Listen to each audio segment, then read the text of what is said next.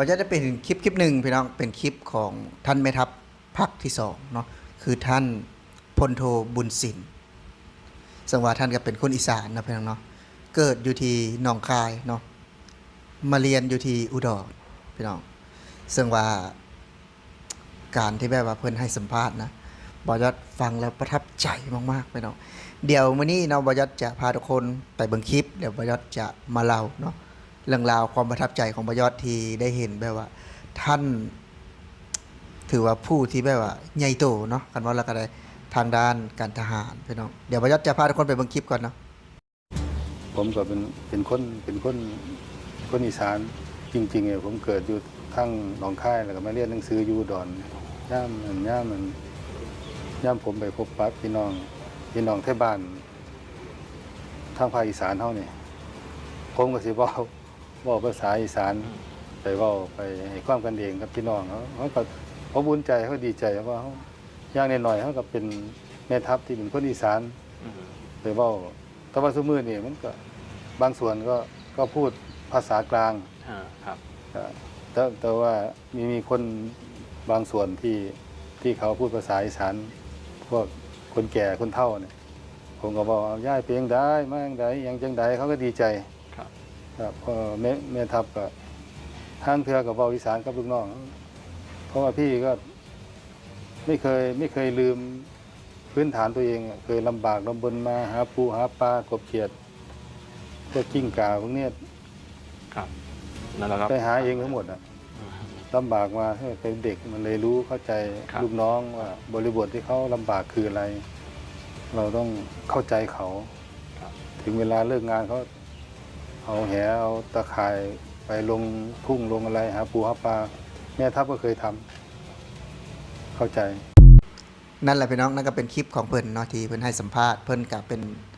คนที่แบบว่าเกิดอยู่ในภาคอีสานเนาะเป็นคนที่บ่ได้ลืมถิ่นฐานบ้านเกิดเนาะความลำบากพี่น้องสมัยก่อนเนาะสมัยยังน้อยเพิ่นก็ว่าเคยไปงมแหตึกป่าเนาะคือแบบว่าใช้ชีวิตแบบบ้านนอกเลยเนาะพอแบบว่าได้ดิบได้ดีเพิ่นก็บ่เคยลืมนะบุญคุณและถิ่นฐานตอนนั้นเธอว่าบ่จัดเว้าได้แบบว่าเห็นถึงความอ่อนน้อมถ่อมตนเนาะของท่านแม่ทัพเนาะพลโทบุญสินแม่ทัพภาคที่2นั่นเองพี่น้องที่แบบว่าบ่ยอดได้เห็นซึ่งว่าบ่ยอดก็บ่ได้ฮู้ความรู้ทางด้านการทหารเนาะบ่ได้มีความรู้แบบว่าลึกซึ้งแต่มื้อนี้บ่ยอดจะมาเล่าความประทับใจของบ่ยอดที่ได้เห็นแบบว่าท่านผู้นำเนาะท่านผู้นำกองทัพที่อ่อนน้อมถ่อมตนเนาะเห็นแล้วอยากชมคลิปอีกเนาะเห็นแล้วอยากดูท่านอีกในการปฏิบัติหน้าที่เนาะในการที่ไปดูสถานที่ต่างๆเนาะมันจะเห็นแล้วประทับใจคือจังเพิ่นกับเวลาเพิ่นไปลงหาชาวบ้านนะพี่น้องเนาะเวลาตามหมู่บ้านอยู่ในภาคอีสานผู้เฒ่าผู้แก่เนาะเพิ่นก็จะทักทายเป็นภาษาอีสานพี่น้องเนาะเป็นจังใดเนาะสบายดีแบบว่าสวัสดีไหมสบายดีบ่ประมาณนี้ภาษาอีสานนะพี่น้องถือว่าพูดคุยเนาะทักทายเป็นกันเองและหนึ่งในนั้นคือแบบว่าการเว้าที่แบบว่าสุภาพแล้วก็แบบว่าเป็นภาษาอีสานนะคือบ่ยอดฟังเนาะบ่ยอดก็เป็นคนลาวกับฟังภาษาอีสานรู้เรื่องเนาะเว้า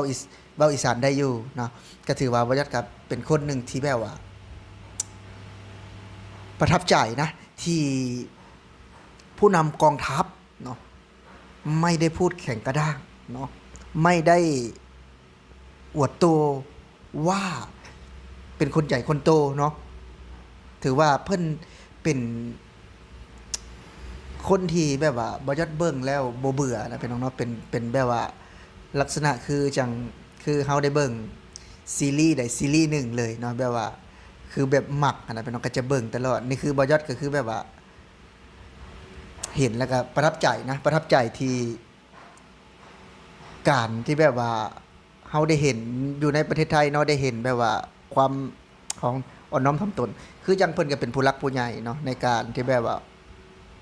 ออกสื่อเนาะออกสื่อจะแบบว่าธรรมชาติมากเนาะธรรมชาติแบบว่าคนบ้านๆนะเว้าเลยนี่นะคือความบ่ยอดประทับใจ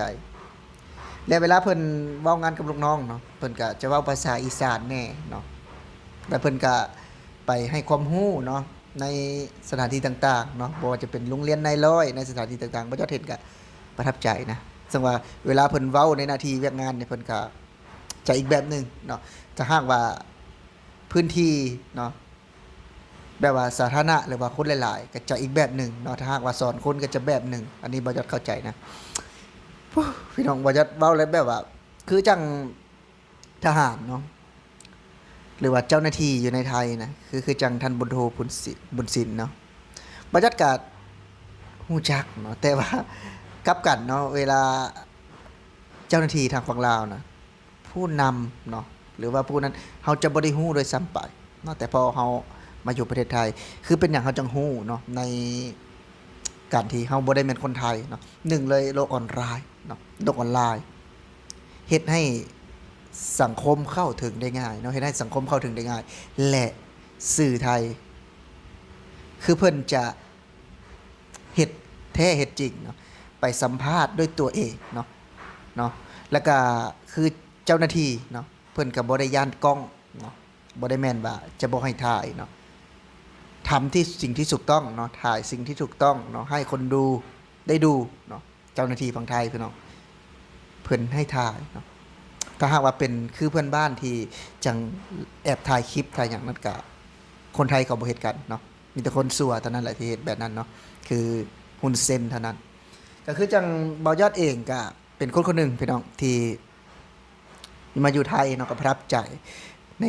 ความเป็นไทยเนาะคือจังมื้อนี้แหละพี่น้องก็เบายอดก็ได้เห็นว่าจะคลิปที่แบบว่าเป็นกันเองมากๆเนาะพูดภาษาอีสานเนาะ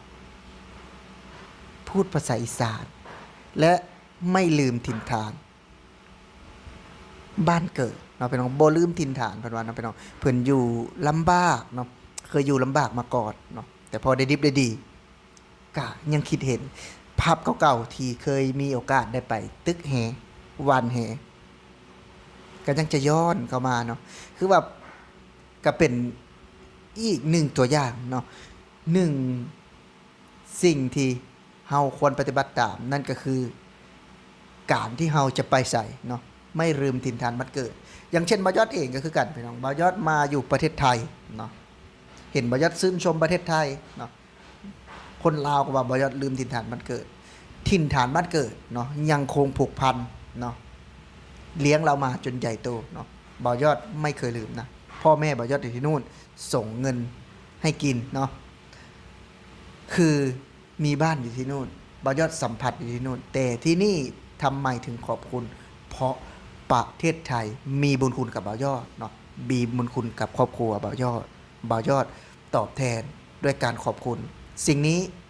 บ่ยอดไม่ผิดนะอันนี้ในส่วนตัวบ่ยอดแต่สำหรับคนคิดต่างก็อาจจะผิดเนาะผิดสำหรับที่แบบบ่มองมึงแบบเขานะบ่ยอดอาจจะผิดเนาะแต่ว่าคือมื้อนี้พี่น้องบ่ยอดก็ได้มาเล่าเรื่องความประทับใจเนาะของท่านแม่ทัพเนาะที่บ่ยอดพูดได้เต็มปากเลยว่าอ่อนน้อมถ่อมตนมากๆเนาะถือว่าเห็นแล้วประทับใจเนาะเห็นแล้วก็ถือว่าเป็นไอดอลเนาะถือว่าเป็นไอดอลบ่ยอดเลยเนาะถ้าหากบ่ยอดย้อนไปได้นะสักวัยรุ่นถ้าเห็นเพิ่นนี่บ่ยอดจะอยากเป็นทหารคือเพิ่นเลยเนาะเป็นมาอยู่ทางฝั่งลาวนะแต่ว่าปัจจุบันนี้ก็คือจะบ่ได้แล้วก็อายุก็หลายแล้วเนาะพี่น้องเนาะก็ถือว่าอาจจะย้อนไปบ่ทันแล้วก็สำหรับคลิปนี้เนาะพี่น้องเนาะสำหรับคลิปนี้บ่าวยอดก็สิขอลาพี่และน้องไปก่อนเด้อครับเบิดสุขสุขคนขอให้สุขหมานร่ำรวยสวัสดีครับ